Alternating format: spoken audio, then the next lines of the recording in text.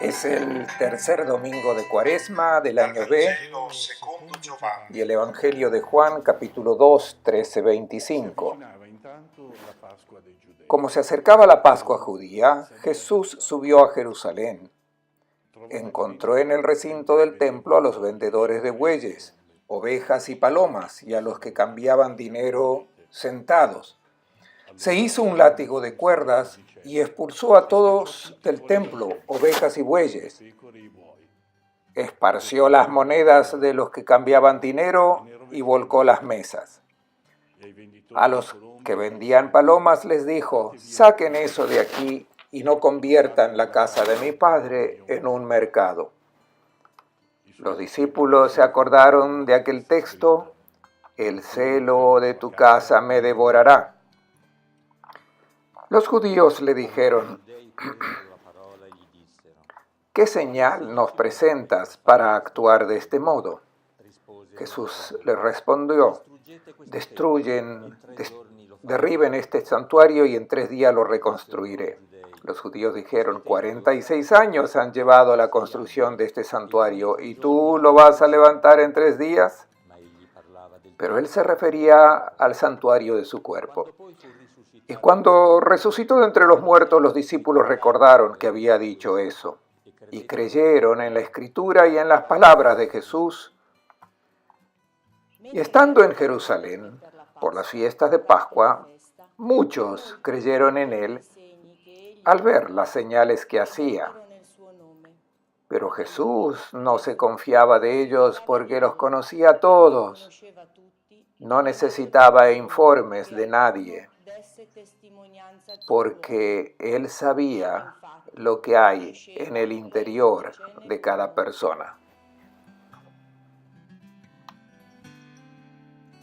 Es el comentario del padre Fernando Armelini. Palabras de alegría y esperanza. Un buen domingo para todos, hermanas y hermanos.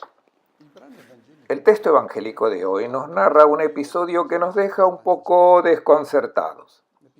Un episodio que podría tomarse incluso como desagradable por parte de Jesús. No esperábamos este gesto de Jesús. Nos lo hemos imaginado siempre como una persona dulce, tierno, afectuoso con todos.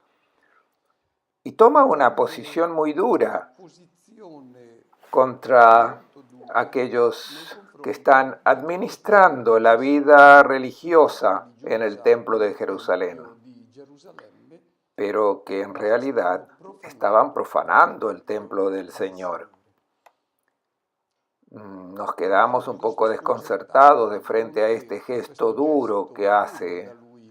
De hecho, si nos lo imagináramos hoy, entrando furioso con el látigo en ciertos templos donde todavía hay una relación entre la fe y el dinero, o quizás en ciertos ambientes religiosos donde la adhesión a Cristo les sirve a algunos para hacer carrera, para conectarse con los grandes de este mundo, para obtener reconocimientos y favores. Si Jesús entrase con el látigo en estos ambientes, o quizás también en ciertos templos laicos donde se adora el dios dinero, donde se engaña, donde se planea la explotación de los países pobres, o donde se deciden las guerras, violencia, injusticias. Si Jesús entrase allí con su látigo, ¿qué diremos? También hoy estaríamos desconcertados. El significado de este texto provocador de Jesús, estoy seguro que mis colegas sacerdotes insistirán bastante en la homilía dominical de hoy sobre este tema. Pero no es sobre este aspecto que quiero insistir, sino en el significado profundo, teológico de la opción hecha por Jesús. No es, por tanto, solamente una purificación de una cierta forma religiosa, sino un dar vuelta radicalmente sobre la manera de relacionarse con Dios. Es un nuevo templo. El antiguo templo, la antigua religión, la forma antigua de relacionarse con el Señor, son abandonadas para dar comienzo a una nueva manera de relacionarse con Dios. Es sobre este aspecto que vamos a reflexionar en este domingo de Cuaresma. Para poder entender este episodio, pensé en ambientarlo desde el punto de vista histórico, arqueológico, pues muy importante entender dónde, cómo, cuándo Jesús se decide a hacer este gesto tan provocador. A mi espalda pueden ver la reconstrucción de lo que era el templo de Jerusalén. Tenemos que distinguir el término templo del término santuario. Los evangelios lo distinguen muy bien. Cuando se habla de templo, se entiende todo el complejo de pórticos, de patios, de edificios que formaban parte de esta enorme y magnífica estructura, una verdadera obra maestra de arquitectura y una de las maravillas del mundo antiguo, construida por el rey Herodes el Grande. La construcción comenzó el 19 a.C., por tanto, cuando Jesús nace ya hacía 11 o 12 años que estaban construyendo este templo de Jerusalén. Pero cuando se habla de santuario, se entiende la parte central, allá donde el pueblo estaba convencido de poder encontrar al Señor. Al templo podían incluso entrar los paganos, pero en la parte más sagrada, la del santuario, estaba reservada solamente para los israelitas, los que pertenecían al pueblo santo. Veamos de contemplar bien el lugar donde tuvo lugar el episodio. Lo tenemos muy bien en esta reconstrucción. Me detendré en dos partes muy importantes. Una es la del pórtico regio, que se extendía en la parte sur de la explanada del templo. Luego lo veremos mejor. Y la otra parte de este templo es la escalera majestuosa que introducía en la puerta de Coponio. Era la más hermosa de las 4 puertas que se encontraban en la parte occidental de esta explanada. Era majestuosa, estupenda. Tanto es así que el primer procurador romano, que se llamaba Coponio, dio su nombre a esta puerta el año 6 después de Cristo. Para darse una idea de la grandeza, de la belleza de esta explanada, les voy a dar algunos datos. Estaba elevada de la calle romana, también esta obra de Herodes, la calle que ven indicada y que a la derecha y a la izquierda de esta calle estaban los negocios. Esta calle empedrada tenía 8,5 metros de ancho. Desde esta calle hasta el ingreso de la puerta, las gradas subían 17,5 metros, lo que equivale a un edificio de 6 pisos.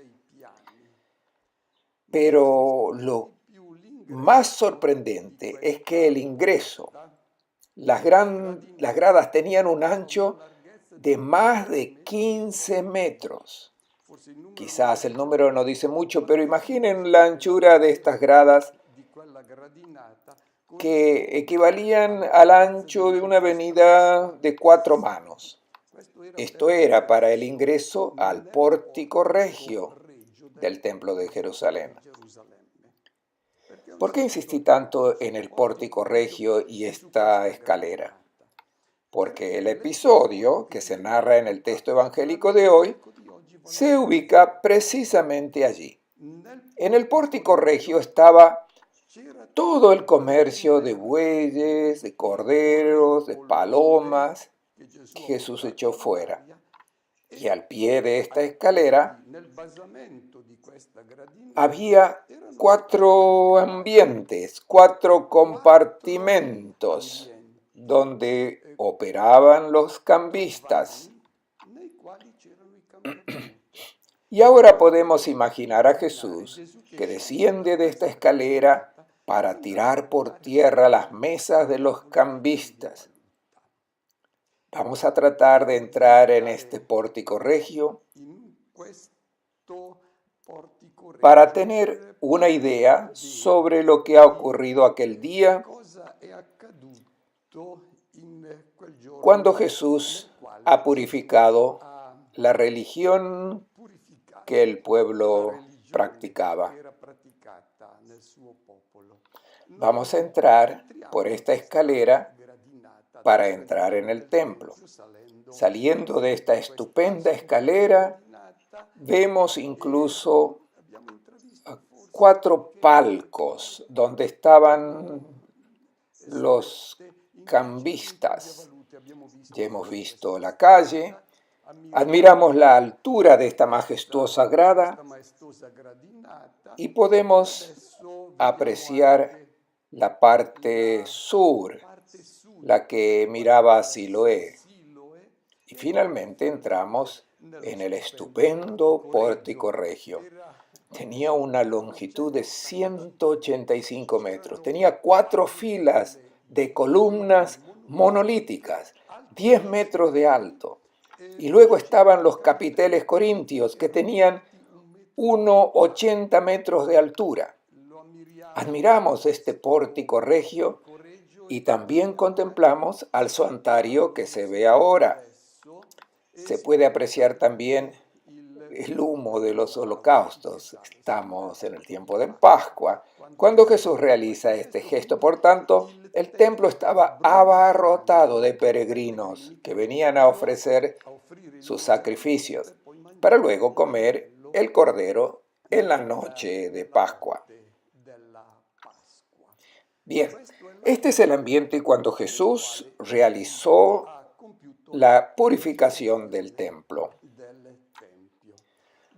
Demos una última mirada a esta construcción maravillosa, que era el pórtico regio. Y bajando del pórtico regio, descendemos por esa escalera, pues queremos ver estos 4 compartimentos que se encuentran en la base. Lo vemos en las excavaciones de los arqueólogos. Nos vamos a acercar para verlos mejor. Se han conservado. Formaban parte de la base de la escalera, y es que este lugar era donde estaban los bancos para cambiar el dinero. Aquellos que estaban encargados de ofrecer luego a los peregrinos las monedas que se podían utilizar dentro de la explanada del templo. En la explanada del templo no se podían introducir monedas con la efigie del emperador. Por tanto, los que querían ofrecer un sacrificio debían cambiar las monedas que se utilizaban en el mercado, en la ciudad de Jerusalén. Y la comisión era muy grande. Al hacer el cambio, había grandes ganancias para los que gestionaban esta economía, que giraba en torno a la práctica religiosa del templo de Jerusalén. Conocemos muy bien y por nombre a los gestores de esa economía. Eran Anás y Caifás y sus familias. Le voy a comentar cómo han hecho para saber que este era el lugar donde se cambiaban las monedas. Es muy simple. Cuando fue destruido el templo de Jerusalén, y estos que ven son los restos de la destrucción, los arqueólogos han encontrado frente a estos compartimentos los perutot, esto es, esas monedas que no tenían valor fuera del templo, sino solamente dentro. Por tanto, dicen los arqueólogos que si las han encontrado allí, es porque allí se cambiaban estas monedas. Son del año 70 y pueden observar los dos tipos de monedas. Las de Tiberio, que se utilizaban en los mercados de la ciudad, y los perutot, que solo se utilizaban en el templo de Jerusalén.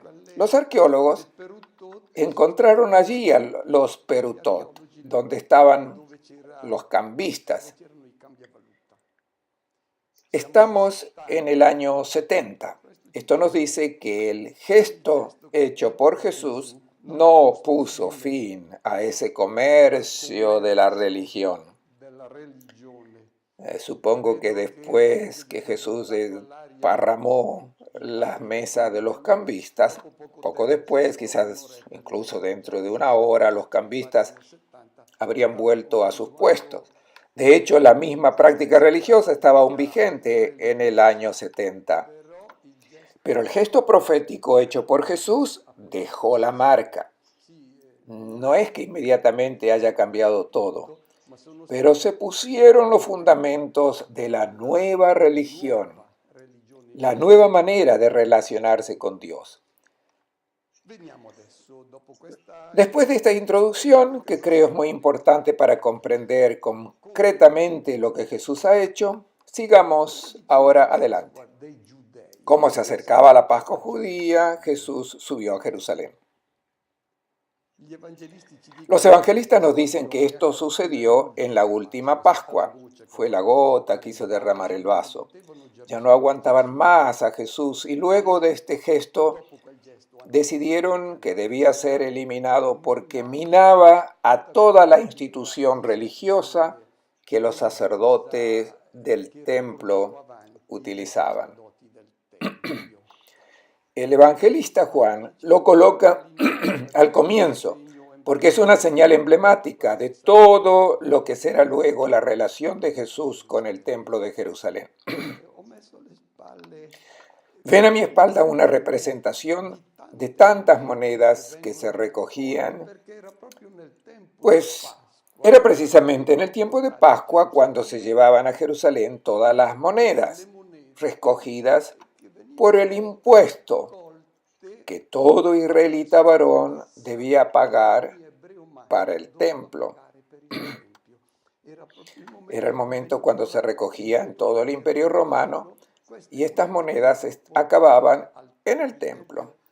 En aquel tiempo el templo era considerado el banco más grande de todo el Medio Oriente. El capítulo 3 del segundo libro de los Macabeos menciona que el tesoro del templo de Jerusalén era el colmo de la inmensa riqueza, tanto que la suma era incalculable. Esta es la introducción, vayamos ahora al texto. Jesús encontró en el recinto del templo a los vendedores de bueyes, ovejas y palomas, y a los que cambiaban dinero sentados. Se hizo un látigo de cuerdas y expulsó a todos del templo. Había un oráculo del profeta Malaquías, quien había pronunciado palabras durísimas contra los sacerdotes y había anunciado la venida purificadora del Señor. Las cosas no podían continuar así en el templo, y había empleado imágenes muy fuertes. El Señor purificará con el fuego de fundidor, blanqueador de lavandero, Malaquías 3:2. También el Bautista empleó frases muy fuertes cuando dijo: el hacha ya está apoyada en la raíz del árbol, quemará la paja en un fuego que no se apaga, Mateo 3:10 y 12. Había necesidad de purificación, y aquí tenemos al Mesías con látigo en mano. Quiere decir que es una situación inaceptable y que debe ser cambiada radicalmente. Pero digamos también que los profetas y el mismo pueblo esperaban una purificación del templo para recuperar la pureza inicial, menos comercio, que los corderos estuvieran conforme a lo que disponía la Torá, pero en realidad Aquí tenemos un cambio radical de la manera de relacionarse con Dios. De hecho, ni siquiera los discípulos entendieron inmediatamente lo que Jesús indicaba con su gesto. Tengamos presente a quienes Jesús echa fuera del templo con el látigo. Sabemos que el templo y al santuario solamente podían entrar las personas puras. Así entonces a los impuros, los pecadores, los leprosos, los cojos, los paralíticos, los ciegos, debían permanecer fuera. El Mesías entra con el látigo en mano y echa fuera, no a los leprosos, los cojos, los paralíticos, sino que echa fuera a las personas que se tenían como puras, pues esa no era la pureza que le interesaba a Dios. El Señor quiere la pureza del corazón.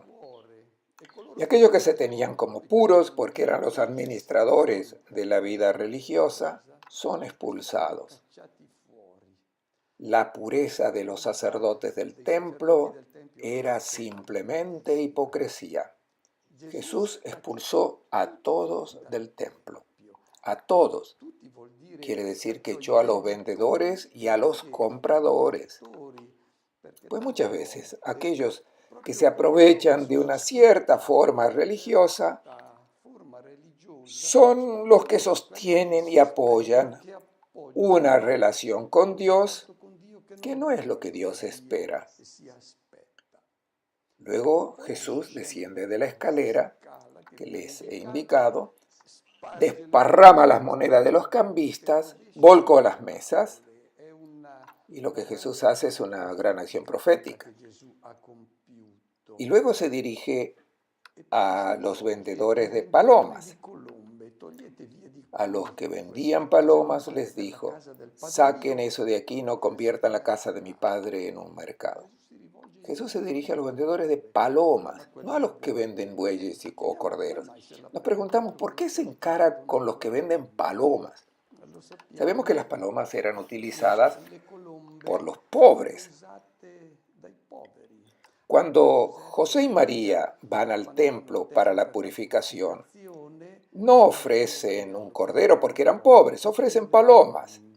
Y Jesús reprende a los vendedores de palomas porque una forma religiosa explota justamente a los más débiles, a los más pobres, a los más sencillos, como aquella viuda que gasta todo lo que tiene en el templo sin saber que sus 2 moneditas que puso en la alcancía del templo acabarían luego en los bolsillos de los que se servían de la religión para enriquecerse, para estar bien, para mantener una posición de prestigio. Jesús se las toma con los vendedores de palomas. Los discípulos se acordaron de aquel texto: el celo de tu casa me devorará. Incluso los discípulos malentienden los gestos y las palabras de Jesús. Los discípulos se equivocan porque piensan que ese celo es similar al del profeta Elías. Recordamos que el profeta Elías, quien frente a la corrupción religiosa de su pueblo, se lanza contra los sacerdotes de Baal, lleno del celo por el Señor, y los hace matar a todos. Los discípulos piensan en este celo y piensan que Jesús quiere restituir al templo, el templo a su antiguo esplendor. No han entendido. No se trata de restituir el templo a su antiguo esplendor, sino de poner fin a ese templo. Lo comprenderán después de la Pascua. Jesús cita el Salmo: el celo de tu casa me devora. El Salmo 69:9. Es importante comprender bien esta cita de Jesús, pues el salmista está diciendo: estoy enamorado del templo del Señor y mi familia no me entiende y me persiguen porque estoy devorado por esta pasión, por este celo por el templo del Señor. Pero Jesús modifica esta cita. No dice que viene devorado por este celo, sino este celo por el templo del Señor me devorará. Quiere decir que el amor pasional que Jesús tiene por la verdadera religión, la verdadera relación con Dios, lo devorará. Esto es, el celo que Él tiene por el amor del Padre y la manera como el Padre quiere ser adorado de aquellos que son sus hijos e hijas, que quieren relacionarse con Él. Este cambio del encuentro con Dios lo llevará a la muerte, lo devorará.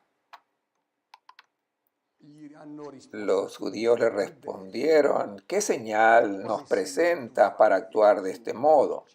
Jesús le contestó, derriben este santuario y en 3 días lo reconstruiré. Es un dicho ambiguo lo que dice Jesús, derriben este santuario. ¿Qué era el santuario? Era el lugar de la presencia de Dios, el lugar donde los fieles podían encontrar al Señor. Y Jesús utiliza una expresión que no podían entender. Los discípulos lo comprenderán después de la Pascua, lo que Jesús quería decir. Este santuario debe ser deshecho. Dios, en 3 días, construirá su santuario. Esto es, el lugar, la persona que es Jesús, la persona donde se puede encontrar inmediatamente y realmente al Señor. No es un templo material donde se encuentra Dios, sino en la persona de Jesús. En 3 días lo reconstruiré.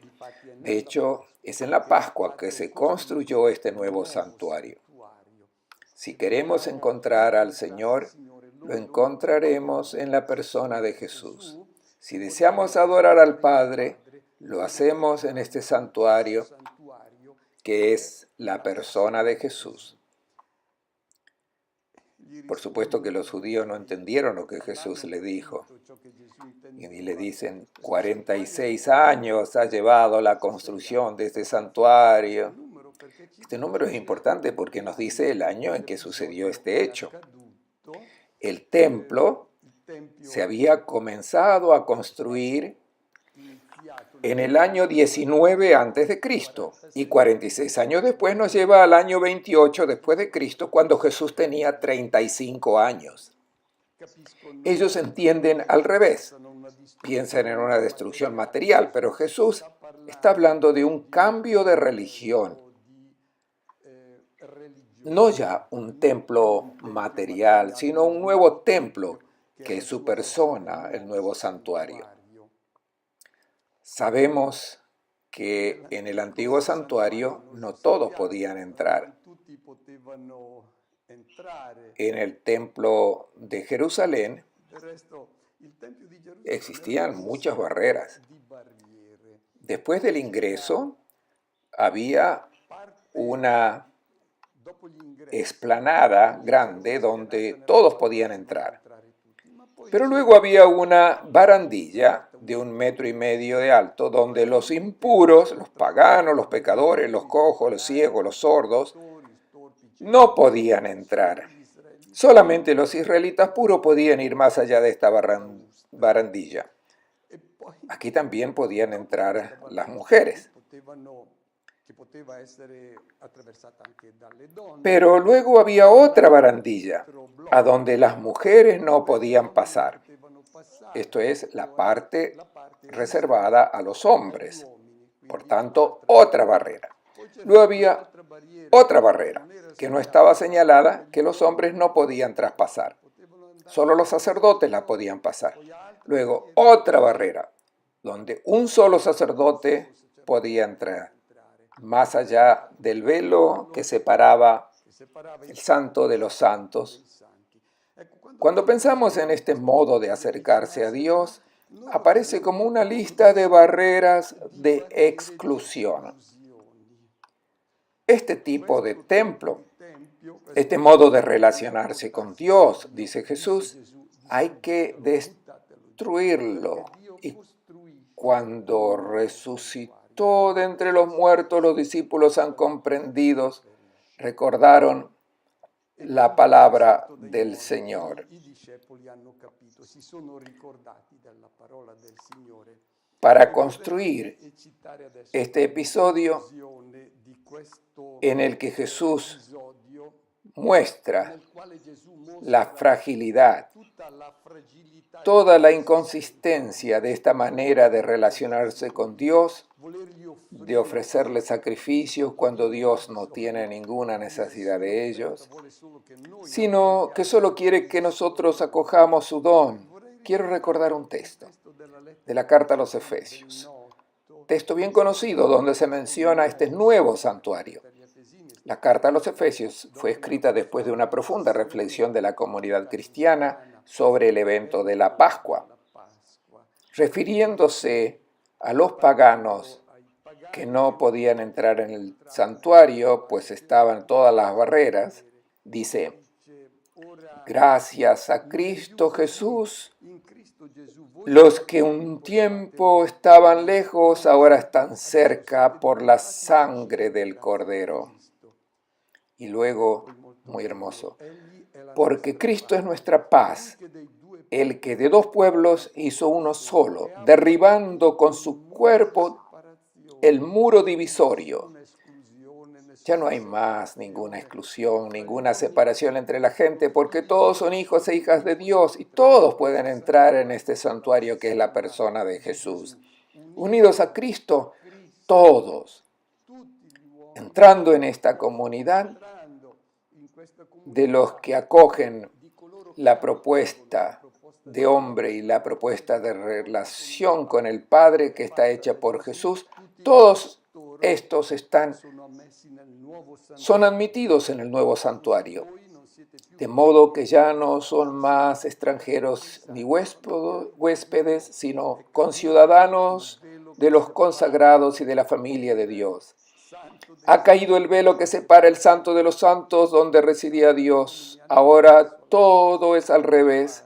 La gente ha tenido acceso a la casa del Padre, edificado sobre el cimiento de los apóstoles con Cristo Jesús como piedra angular. Luego también la primera carta de Pedro, capítulo 2. Como piedras vivas, participan en la construcción de un templo espiritual y forman un sacerdocio santo que ofrecen sacrificios espirituales aceptables a Dios por medio de Jesucristo. Estos son los nuevos sacrificios, los nuevos inciensos que son agradables a Dios. Ya no son más aquellos del templo, como si la gente pudiese ofrecer algo a Dios. Por tanto, el único sacrificio agradable a Dios son las obras de amor que cada uno ofrece junto con Cristo. Este es el perfume. Y estos son los únicos holocaustos que son agradables al Señor. Este gesto hecho por Jesús muestra esta transformación radical de la manera de relacionarse con el Señor. Les deseo a todos un buen domingo y una buena semana.